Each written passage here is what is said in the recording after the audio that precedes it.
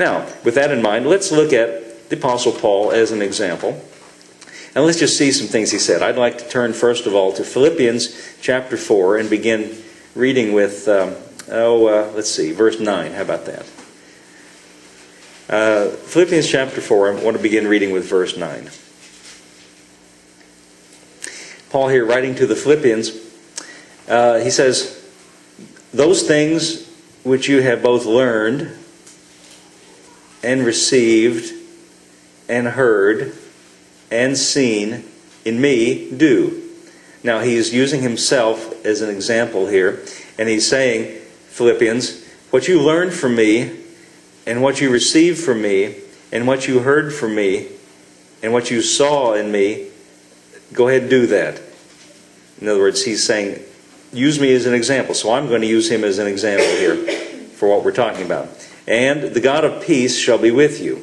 Verse 10, "But I rejoice in the Lord greatly, that now at the last your care of me hath flourished again, wherein you were also careful, but you lacked opportunity."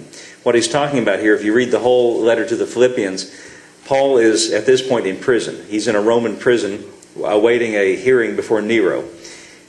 He doesn't mention Nero by name, but historically we know that that's the emperor at that time. And in his imprisonment, most of the churches that Paul was associated with forgot about him or ignored him, or what was more likely, they were afraid to have any contact with him.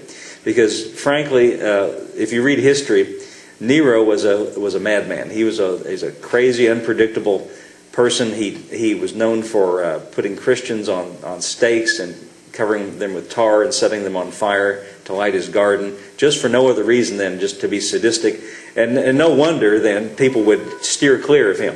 And if the Apostle Paul is in Nero's prison, well, it's not surprising then that a lot of people that Paul was associated with would just say, "Well, I'm very sorry, Paul, but I'm not coming anywhere near this crazy, insane Nero, because no telling what he's going to do to you, no telling what he'll do to us." So Paul is sort of left on his own. But the Philippians, you see, the Philippian church, they were either bold enough or motivated enough, for whatever reason, they sent a messenger to Paul, a man named Epaphroditus, and he carried a gift to Paul. We don't know what it was. We don't know if it was clothes, if it was books, if it was money. We don't know what he brought, but they brought something from the Philippian church, some kind of a gift to Paul to help him in his imprisonment. So he's writing back to them. This whole letter to the Philippians is something like a thank you letter to thank them for sending what they sent to him. And that's what he means here, that he rejoiced greatly in the Lord that now your care of me has flourished again. But notice in verse 11 what he goes on to say. "Not that I speak in respect of want, for I have learned." Now, a moment ago, he said to them, "The things that you have learned in me," and now he says, "I have learned." And the reason he said, "You can do what you can follow what I've taught you, what you've learned from me," it's because Paul himself learned something.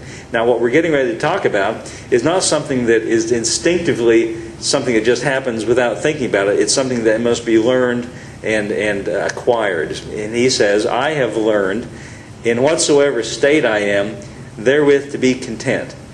Now, don't get the wrong impression by what he says here. He's not saying here that I am content about every circumstance I'm in. Because frankly, there's a lot of circumstances that we get in that we're not content about that. But what he's saying is, I am content, and can I use the word happy interchangeably? I'm content and happy separate from or independent from any circumstance that might be going on. It's not that I'm happy about every circumstance. You see, Paul, he's not saying I'm content and I'm happy that I'm in Nero's jail. What he's saying is my contentment, my happiness is not dictated to by where I am physically. Now, in case you don't, you think I'm stretching it a little bit, I've got lots of translations in my office, and I've read a lot of them. I found one that I really like, the Wuest translation. Now, let me tell you before I read it, the man Kenneth Wuest, who translated this, was a Greek scholar. I'm not a Greek scholar. I have to read people who are to get the background of what the language is really saying. See, if we just read King James translation, you might get the idea here that he's saying, no matter what's going on, I'm content with that. If a truck runs over me, well, I'll just lay here in the road and be content. No, that's not what he's saying. He's not saying that I'm content about every circumstance. He says, in every circumstance, I have learned how to be happy, independent, and content, independent of what's going on around me. Because it's based on something we're going to see, something that's not dictated to by what's happening out here. Here's what Wuest says, Kenneth Wuest, the Greek scholar. I have come to learn, in the circumstances in which I am placed, to be independent of these. That's what Weiss says. I have come to learn, in the circumstances in which I am placed, to be independent of these. Or in other words, to say it another way, my life is not dictated to, my life is not controlled by, my happiness and contentment is not controlled by what happens out here externally to me. It's got a deeper source than that. He's going to tell us in just a moment. Look at verse 12. He goes on a little further and he says, I know both how to be abased, that means brought low, and I know how to abound, and that means lifted up. Everywhere and in all things, I am instructed. See, he learned. This is something he learned, you see. I am instructed, or I have learned this, both to be full and to be hungry, both to abound and to suffer need. Another Bible I have at home, the English Standard Version, says, I have learned the secret of facing plenty or hunger, abundance or need. In other words, it doesn't make any difference what's going on out here. And what is the answer to that? Well, look at the next verse, verse 13. He tells us. This is familiar. You've heard this before. I can do all things through Christ, which strengthens me. Now notice, again, as we saw last week, Paul keeps focusing our attention on Jesus. He says here, I can do all things. Or, to put it in context with what he's just said, I can face everything. I can deal with anything. I can face any circumstance. And here's how. Through Christ, which strengthens me. Kenneth Weiss, I just quoted to you a moment ago. Here's what he says in this verse. I am strong for all things in the one who constantly infuses me with strength. Now he says, I can deal with and I'm strong for everything in or because of the one, that's Jesus, who constantly infuses me with strength.